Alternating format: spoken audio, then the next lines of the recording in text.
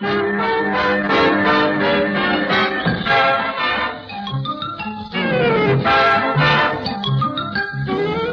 present Jimmy Clitheroe as the Clitheroe Kid, with Peter Sinclair, Patricia Burke, Leonard Williams, Danny Ross, and Diana Day in... Lend Me an Ear.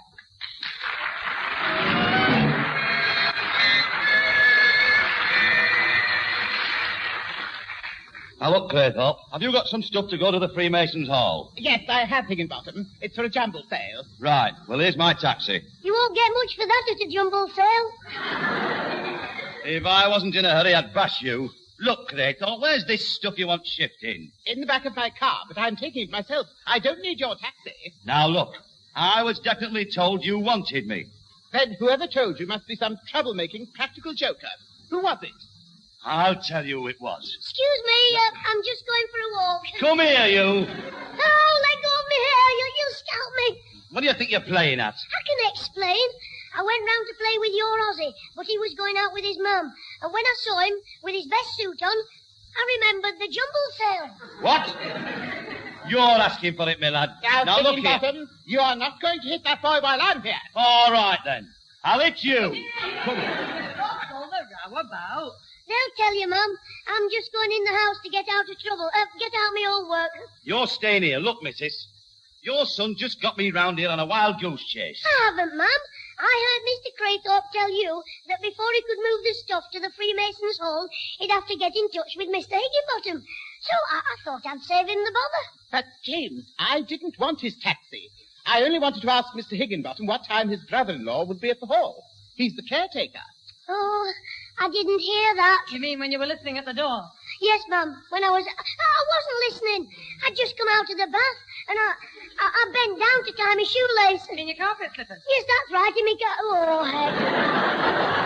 You get into the house, young scamp. Go on. I'm very sorry about this, Mr. Higginbottom. Oh, all right, then. But that lad wants taken in hand. He's a public menace.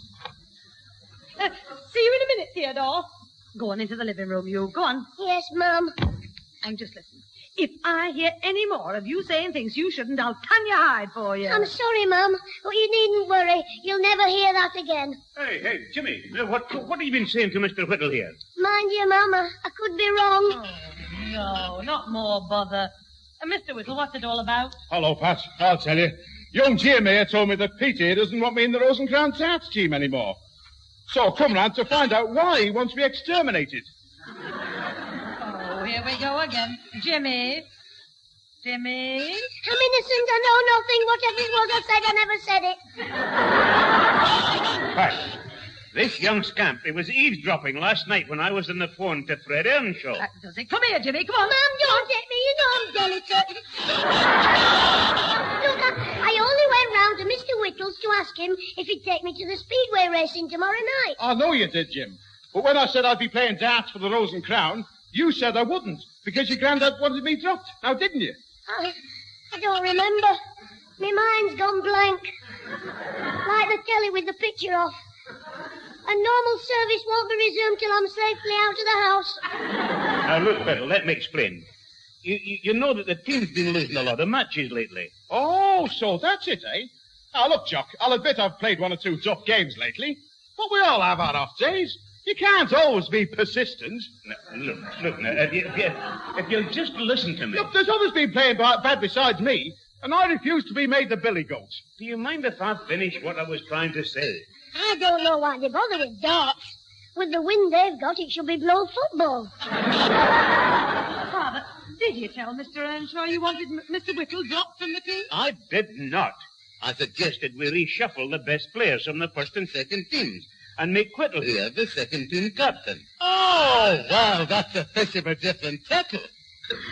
And what's more, Whittle, I suggested that I also drop out of the first team to make way for a younger man and play under you in the second team. Oh, I see, Pete. Well, you're right. The first team does need a bit of rejugulating. And I'd be glad to be the second team captain. Pete, I reckon this makes us pals again. Put it there. Ah, well, thanks, Whittle. I'm glad we've cleared the whole thing up. Well, now we're pals again. How about a game of pontoon? Then we can all learn the twist. No, Jimmy. I think Mr. Whittle ought to leave now. I don't think he'd want to stay here and listen to you screaming. Oh, I see. Well, get on, Mr. Whittle. Screaming? Look, my lad, if this sort of thing happens just once more, you won't know what hit you. But, Mum... Don't argue with me. Go on. Just go and see who's at the front door. It's probably Alfie for our Susan. All right, Mum, I'll go. Hey, Pete, if we popped down to Fred Earnshaw's now, it wouldn't take half an hour to pick 2 new teams. What a life. Still, it's my own fault for talking. From now on, I'm going to be like one of the 3 wise monkeys. Whatever I see, whatever I hear, I'm the one with his trap shut. Oh, is that you, Jimmy? I don't know. Ask me, Mum. You are? I've got to see your Susan, because I don't want to hear it. I don't even know who you are. Oh, Mr. Jack, I'm out for your Susan's boyfriend. Well, what do you want? Sympathy? Oh. Hey, up, I'm coming in. All right, then. Come in the front room. Oh, thank Jim. After you. Well, go on. Go on what? You know, every time you come in this house, you start nattering away about why you've come and what you've done and where you've been and what happened and what didn't happen, and you gabble on like a turkey trying to lay 2 eggs at once. Well, are you going to say anything? I'm waiting for you to notice it. Notice what? Hey, Alfie, you daring apeth. You've got a bow tie on. Yeah, I know, I just bought it. You see, I went in the shop where they sell them and I asked to see the man in charge, and while I was waiting, I put 2 bob in a box for her home for 6 pence, but he wasn't there, so I bought a bow tie for one of the assistants, a spotted one. Not that the assistant wasn't spotted. No, it was one of the sick pets, a leopard. Yeah, that's it. No, it wasn't. No, this one was female. Oh, a leopardess? Yes. No, now look, will you stop tripping me up? Anybody would think I'm daft? Do you think it suits me? Oh, yes, Alfie. Being daft suits you very well. I'll thump you in a minute. Anyway, I hope your Susan will like me, Miss Spotty Bow Tie, because from now on I'm not going to wear anything else. Hey. Yeah, I mean, no other sort of tie. From now on, I'm going to wear bow ties every day of the week. You what? Oh, Susan will go raving mad. Why? Because you can't wear a tie clip with a bow tie. I haven't got a tie clip. Of course you have. A gold one with a little chain. Oh, Susan bought it for your birthday. Oh, but my birthday's not for another 2 weeks. Look, all I know is I heard her tell me, Mum, she bought you a marvellous surprise for your birthday. A gold tie clip. So if it's not your birthday for another... Oh, no, Alfie. I've done it again. Alfie, you didn't hear me tell you about the tie clip, did you? Well, of course I did. You were talking and I was listening. I know, but I shouldn't have told you. It was our Susan's big surprise for you. Mother, I'm just going in to see Alfie. Oh, heck, she's back. Alfie, whatever you do, don't mention that tie clip, please. Oh, all right, Jimmy. Oh, hello, Alfie. Oh, I say, what's that you've got on? Oh, do you like it, Susan? It's a spotted gold tie clip. What? Oh, don't some mothers have them? I was in a home for sick leopards and I bought a spotted dog. It's a tap with gold spots on. Alfie, has Jimmy told you about my birthday present? Yes. No. I told you I bought a bow tie, so I didn't get a clip. You will in a minute round the ear. I thought so. He had told you. The little delinquent. And it was meant to be a surprise. Ah, that's all right, Susan. I promise you, I won't tell a soul about it. The surprise was for you. Oh, Jimmy Clitheroe, you've done it now. Mother told me about the trouble you caused with Mr. Craythorpe and Mr. Whittle. Well, we'll see what she has to say about this. Oh, Susan, come back, Susan. You're my sister. I love you, Susan. Honestly, of all the great big tongue-wagging, no-good, useless cabbages... Hey, that's no way to talk about you, Susan. I mean you. You've got me in a right mess now. Mum said she'd wallop me if this happened, and now it has. I'm not safe in this house anymore. I must get out, run away, find somebody who'll take me in and look after me. Ta-ra, Alfie, I'm off. Yeah, but Jimmy, supposing your man wants you, where shall I tell her she'll find you? Kennel number 3 in the home for sick pets.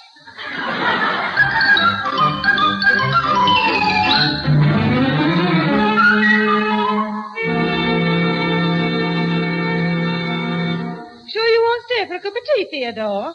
No, thank you, Mrs. Clitheroe. As soon as Susan's got the soap powder for me, I must get back home to do my washing.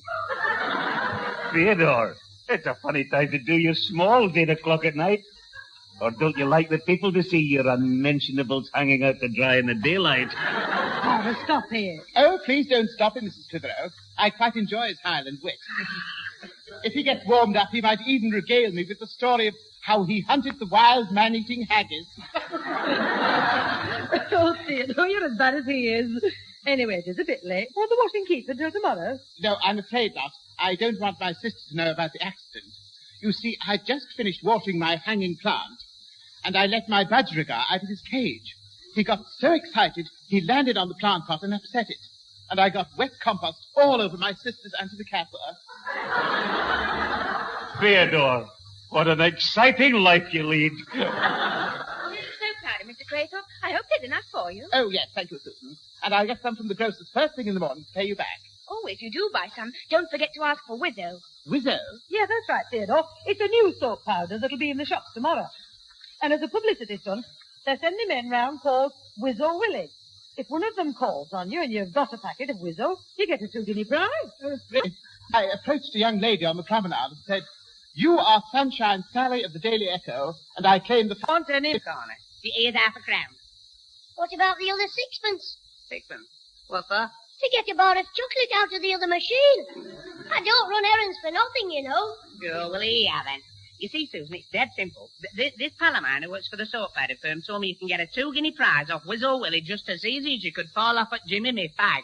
What? Oh, yes, funny you talking about Wizzo. Mr. Craythorpe told me about it in the street. He said he must buy some in the morning. Yeah, yes, because he'll be after a 2-guinea prize as well. But my pal said Wizzo Willie won't go down this street because he's coming down yours. Alfie, just a moment. Jimmy, just go and get those cigarettes. But I'm listening to him. Carry on, Alfie. Oh, thanks, Jim. Susan, all you have to do is buy a 1 9-penny packet of Wizzo and then... Alfie, please. What about those cigarettes? What? Oh, yes, I'll go for them right away. Not you. Jimmy. Look, Jimmy, will you go and get those cigarettes for Alfie? What? Oh, yes, I'll just go and get them from the kiosk. Machine. I won't be long, Alfie. Keep talking. Alfie, go to the window and see if he goes out. Right off, Susan. That was the front door closing. There's no sign of him outside. I thought so. He's come back to listen outside the room.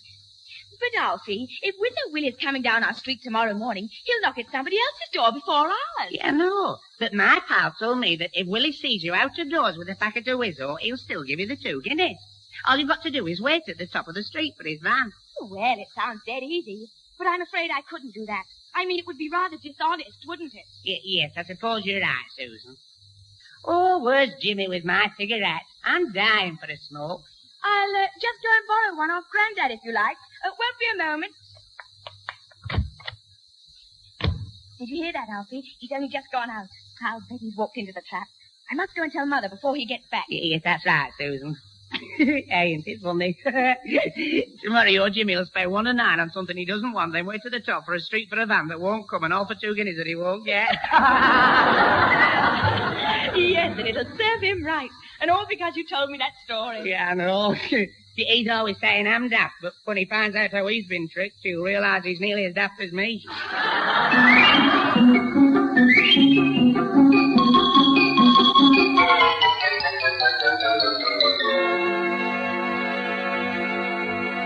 Here, have a cup of tea, Father. Breakfast won't be long. Oh, thanks, my dear. Is Jim up yet? Susan's calling him now. She can't wait to see what he does about the Wizzo man. Willie Wizzo. Well, he's obviously fallen for it. You know, Pat, I could hardly keep from laughing last night the way he was trying to think of an excuse for being out of the house today. Well, Jimmy Muggins is up. He's furious because I didn't wake him up earlier. Oh, it's the first time he's ever objected to staying in bed on a Saturday morning. But the grocer's been open for 5 minutes, and he'll be scared they're sold out of Wizzo. Well, I'd better bring in the breakfast. When Jim's in a hurry, he can be in and out of the bathroom in 2 minutes flat. Morning, Grandad. What's the time? 6 minutes past 9. A new world record. Washed and dressed in 1 minute flat. Yes, 1 squeeze of the sponge and out. He hasn't washed enough of his face to leave a tide mark. You daren't wash your face. If Alfie all ever sees what's under your makeup, he'll faint. Orange lips, red cheeks, green eyelids. You look like a walking traffic light. You're a cheeky monkey. Well, you're my sister. All right, now, all right. That'll do. Now, Let's have a bit of peace while we eat breakfast. I don't want any breakfast. As soon as I get these shoes on, I'm going out. Oh, no, you're not, my lad. You're not going out on an empty stomach. I'll cook this breakfast and you're going to eat it. But, Mum, it's after 9 and I've got to get to the shop. To the shop?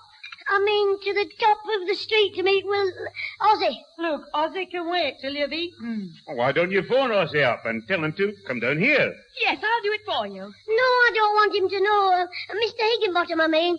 Oh, all right, I'll have something to eat. Butter some toast, please, Mum. Why, sausages. Wait a minute, what about your porridge? Porridge over my sausages. I mean, I'll eat after my sausages. Shall I put some toast and marmalade in your pocket for after? Yes, please. Oh, shut up. Oh, pass the milk, please, Mum. This tea's too hot. Here you are. And have some of that toast your mother's buttered for you. Thanks, Grandma. Can I make a sausage sandwich, Mum, and take it with me? Oh, I forgot to sugar my tea. You're not eating in the street, and don't drink while you have food in your mouth. You'll choke. Oh, good. Then I can smack him on the back with the poker. Oh, very funny. Bend down while I shampoo your hair with my porridge. All right. I've finished, Mum. Can I go now? Off you go. You don't want to be late for Ozzy, do you? Ozzy? What's he do? Oh, yes, Ozzy. I forgot. Well, I'll see you later. And, Susan, when I come back, I might have enough money to buy you a present. A ticket to Siberia. Oh, well, Susan, for once I think you've got him. Yes, but when he finds out, you'd better walk around wearing Alfie Hall's crash helmet. To think he's going to spend 1 in 9 of his money he loves on washing powder. Not to mention standing at the top of the street all day instead of watching grandstands. Oh, no, you mustn't keep it up too long. No, just until about lunchtime. Oh, all right, you softies. Still, even that should cure him of eavesdropping. He won't be able to look a keyhole in the face. Oh, hello there, James. James, just a moment. Where's the fire? At the grocer's. I'm going in the grocer's here. I can't stop. Oh, that's where I'm going. But you go in first if you're in a hurry. Well, there might have been a rush on it. I don't want them to be sold out. Have you got any left, mister? Here's me 1 in 9. Just a minute. This gentleman's before you. That's right, Clitheroe. Get behind me. Oh, it's you, Mr. Higginbottom. I thought he said he was a gentleman. Hello. Watch it. Well, have you got it, James? No, but he will get it if he tries to push in front of me. How could I push in front of a big man like you? Oh, come along, please. Now, sir, that's the cigarettes, matches, bacon, and butter. Is Ozzy paying you to run the errands now, Mr. Higginbottom? Shut up. You know it is, Craythorpe. I was coming for me fags, and the wife asked me to pick up some groceries. Oh, okay, quite, yes. Very nice of you, I'm sure. Is that all, sir? Well, she wanted, serve Mr. Craythorpe here. Oh, no, you were first. Oh, that's all right. You go ahead. No, I insist. After you. Mister, can I have a packet of Rizzo soap powder while Gert and Daisy are arguing? I'll give you one in a minute. Look, sir, I'm serving you. Now, please, is there anything else? Well, all right. It's, on this list. I see. Soap powder, nail varnish, and a hairnet. Hairnet? I didn't know you were married to Ena. You'll laugh on the other side of your face in a minute, Clitheroe. And that goes for you, Craythorpe. I wasn't laughing. If you want to buy yourself a hairnet, well, that's your business. I've warned you. Oh, now, please. Now, well, what kind of nail varnish do you want? A pale one or a bright red? If you put your hand out while you're driving your taxi, bright red would show up better. You've asked for it. Come here. Oh, let go, you big bully. Stop that, Higginbottom, you lout. Take your hands off that boy's collar. Right. I'll put them on yours. Let go. Unhand me. A lout, am I? Stop that this minute, or I'll send for the police. I'll go and get him, mister, if you'll sell us a packet of Whizzo first. Oh, all right. Keep your head on. How much do I owe you? I'll see you two later. Thank you. That will be 19 and 11. Here's £1. Keep the change and buy Craythorpe here a sticking plaster for his eye. I'll buy my own There's nothing wrong with my eye. The day's young yet. Who do you think you're talking to, codface? He didn't hear you. Oh, pity. I'll go and get him. No, James. Hey, mister, was that the packet of Whizzo you sold him? Yes, why? Well, give me one quick. I've got to get to the top of the street before him. If Wizzo Willie sees old Codmouth first, I've had me chips.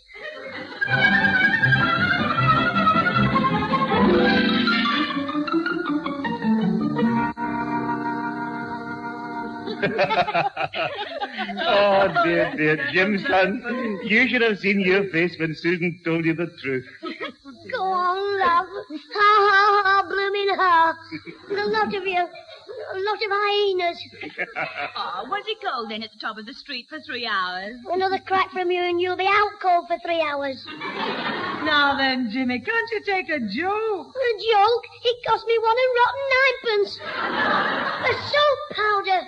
And we all know how Jimmy likes soap. Oh, come along, James. Surely you can see the funny side of it. No, turn your face round and let me have a look. Oh, I see we still have our sense of humour. With a mug like yours, you need a sense of humour.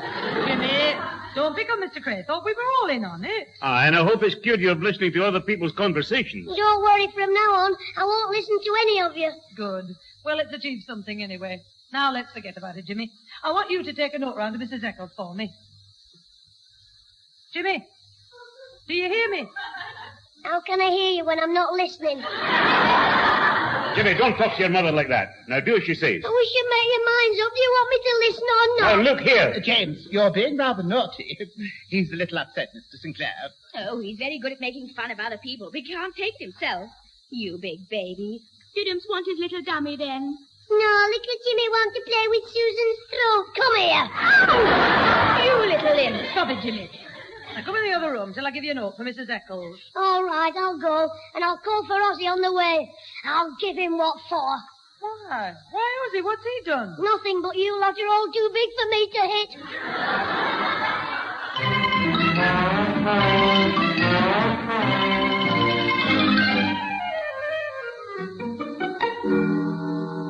Now, Jim, you know you're my favourite little whacker.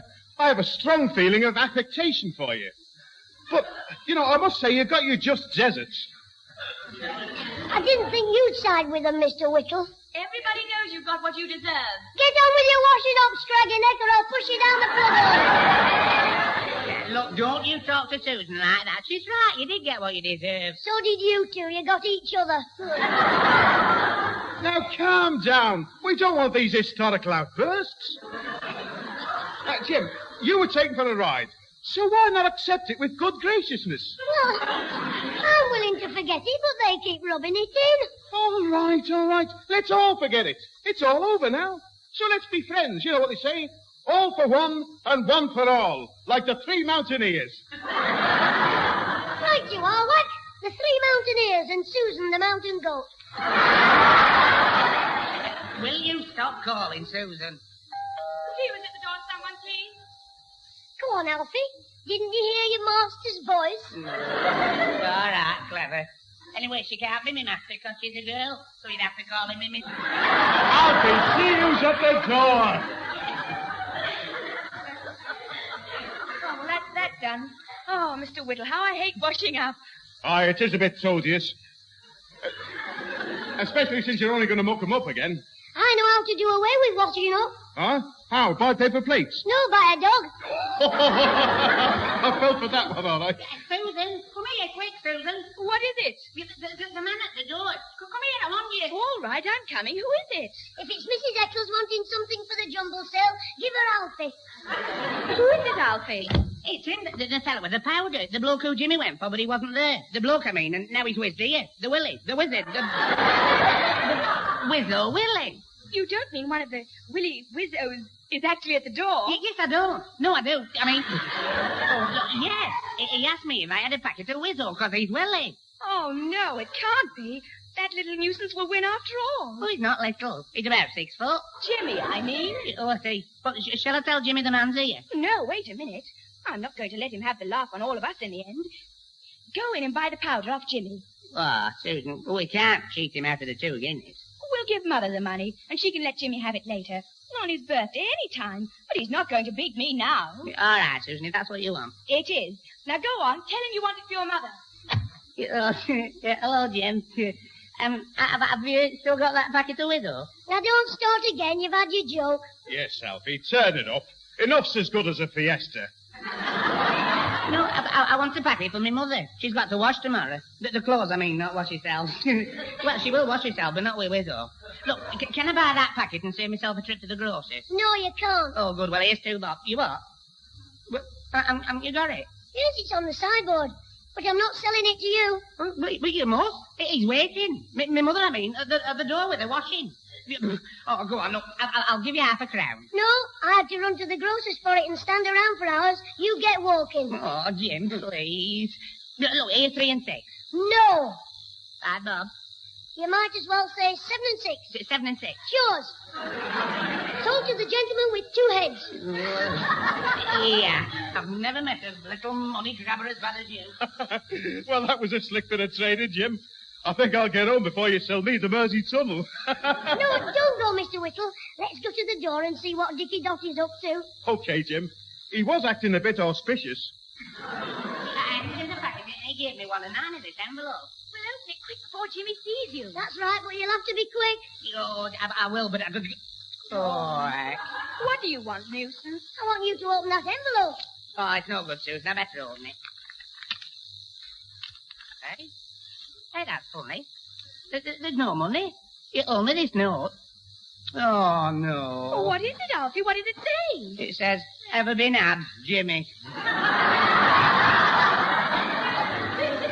The man said his name was Willie. That's right. He's his Uncle Willie. That's what gave me the idea. He'll do anything for 2 bob. What? You mean you wrote the note? Oh, he's quick, you know. You little beast, you've done it again. After all that, you caught him for 7 and a tenner, eh? Jimmy, you're a genii.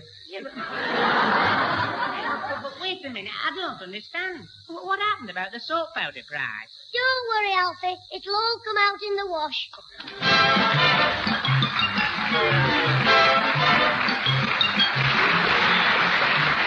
Those involved with the Clitheroe Kid this week were Peter Sinclair's grandfather, Patricia Burke's mother, Leonard Williams as both Theodore Craythorpe and Harry Whittle, Danny Ross as Alfie Hall, Diana Day as Susan, Tony Melody as Mr. Higginbottom, and Brian Truman as the grocer. The recorded program, written by James Casey and Frank Roscoe, was produced by James Casey and starred Jimmy Clitheroe as the Kid himself.